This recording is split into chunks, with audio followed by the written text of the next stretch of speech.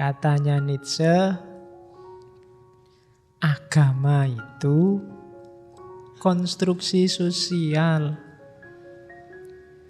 Wahyunya dari Allah mungkin, melalui Nabi, dibukukan jadi kitab suci.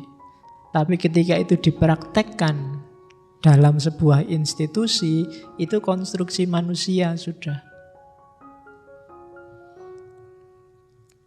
Dan oleh umatnya, konstruksi manusia ini banyak dianggap konstruksi Tuhan.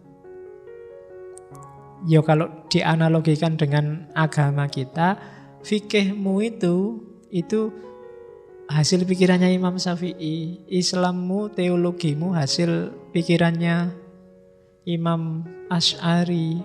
Tasawufmu mengikuti Imam Ghazali mungkin. Konstruksinya manusia semua. Sholatmu yang gaya kayak gitu, itu niru guru-gurumu, ustadzmu kan. Yang lain punya gaya sendiri. Jadi tetap, meskipun Nietzsche yakin tidak ada sumber transendental, sumbernya manusia, seandainya toh kita tidak percaya, kita percaya bahwa itu dari Allah, dari langit, dari akhirat, tetap dia ditafsir oleh manusia, dikonstruksi oleh manusia. Buktinya apa? Yang setiap imam, setiap ulama kadang memahaminya beda-beda. Jadi agama itu konstruksi sosial. Yang kedua, agama sering-sering memaksa kita mengikuti ajaran Tuhan dan memusnahkan insting naluri kita untuk berkembang, untuk jadi orang besar. Kalau bahasanya Nietzsche, will to power kita dibunuh atas nama agama. Terus ketika kita dalam kondisi susah, agama tidak nyuruh kita berjuang. Kadang-kadang malah nyuruh kita pasrah, menyuruh kita ini sudah takdirnya, nyuruh kita yang penting Allah ridho, nyuruh kita ya selesai. Kita dibelenggu, potensi kita diberangus, ini bahasa kasarnya. Yang ketiga, kita tidak boleh bangkit. Nah, itu kan ini kritik habis-habisan ini pada agama. Agama membelenggu kita tidak bisa jadi besar. Kemudian ketika kita jatuh, kita malah dinasehati yang semakin membuat kita loyo. Sudahlah, dunia adalah penjara bagi akhirat kehidupan yang sejati. Kalah di dunia enggak masalah, yang penting besok masuk surga. Ya semakin tidak mau berjuang, semakin kita tidak memperjuangkan nasib kita sendiri. Kita kan sering kayak gitu. Temenmu menzolimimu, kamu kan terus biar aja, nanti dosaku biar masuk ke dia, pahalanya dia masuk ke aku. Kan kamu selalu gitu, membiarkan orang menzolimimu. Biar aja, Gusti Allah ora sare, Gusti Allah sing bales, tenang wae, ndak apa-apa wis. Bila perlu suruh dia mukuli kamu terus, suruh dia membuli kamu terus, nanti kan ada yang mentalitasnya kayak gitu. Ya meskipun kalau di Islam apa iya kayak gitu. Tapi Nietzsche melihatnya umat beragama itu sering begitu. Ya Allah, ndak apa-apa saya miskin asal engkau ridho. Wah, susah. Ya kan?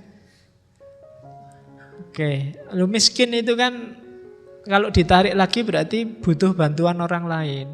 Itu sama dengan bilang, ya Allah biar aja orang lain bantu aku asal kamu ridho. Ndak mandiri.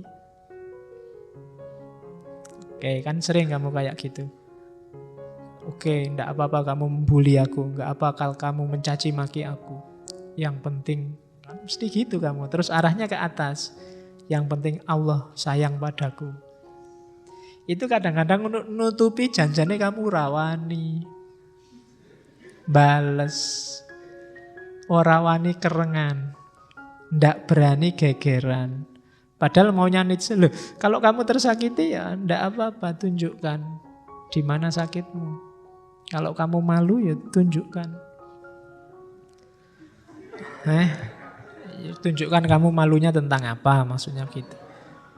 Oke, dan dengan logika yang sama nanti Nietzsche sangat tidak suka dengan yang namanya demokrasi, sosialisme, dan komunisme.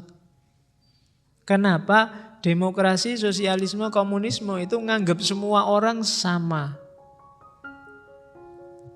Padahal kan kita beda ya, katanya Nietzsche.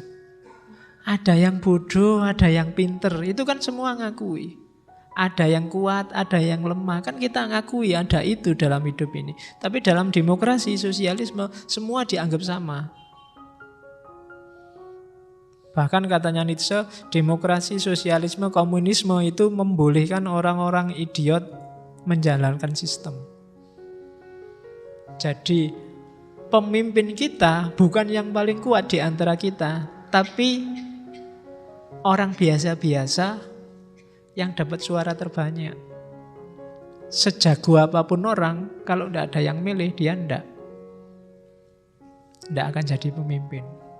Sistem kayak gini katanya Nietzsche, adalah sistem yang tidak manusiawi. Harusnya pemimpin itu ya yang paling jago.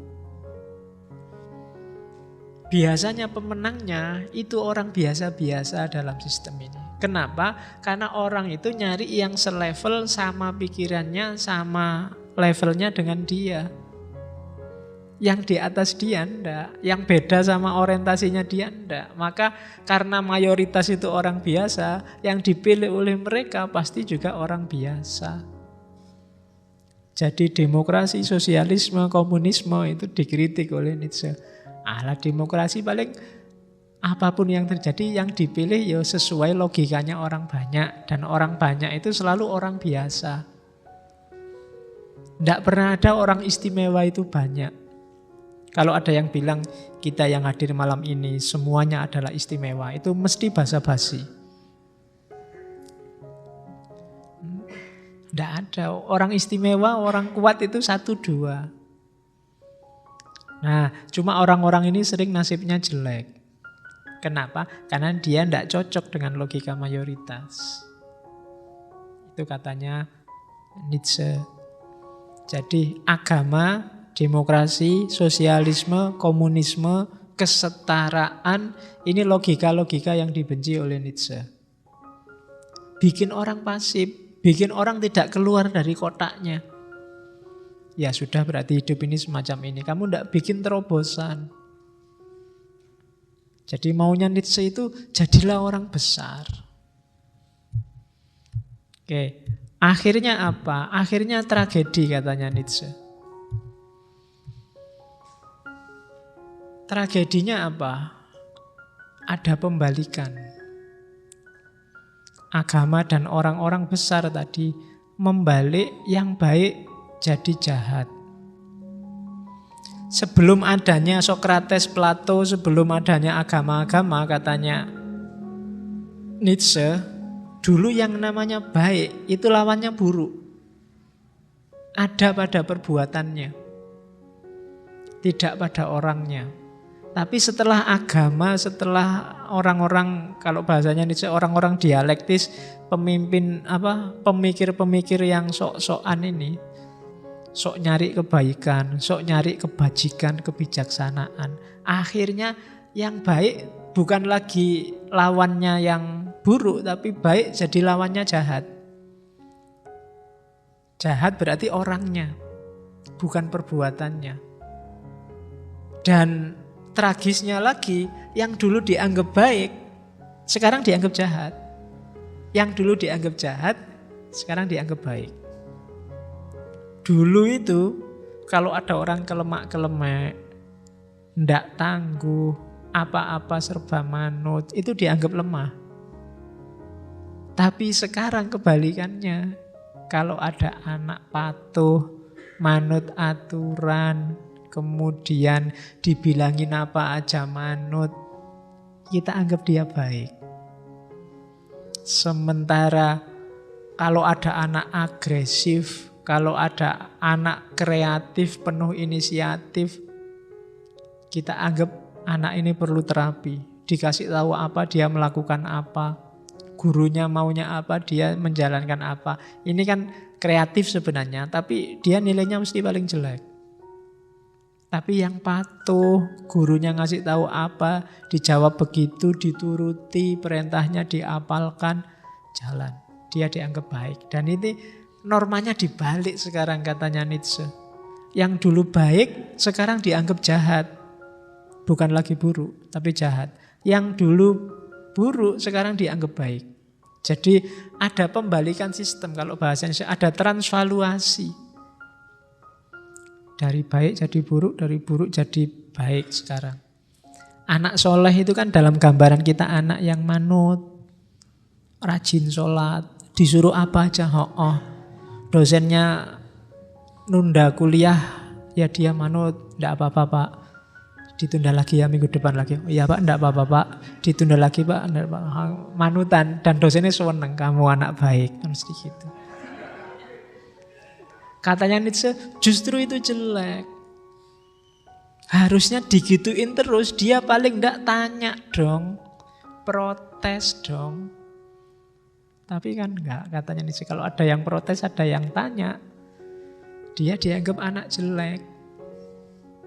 Jadi kebalikannya katanya Nietzsche, ada transvaluasi. Padahal zaman dulu sebelum ada Sokrates, sebelum ada agama-agama, orang itu lebih bebas mengekspresikan keinginannya, mengejar cita-citanya sendiri. Tidak terlalu banyak aturan. Jadi membalik yang baik menjadi jahat, yang jahat jadi baik.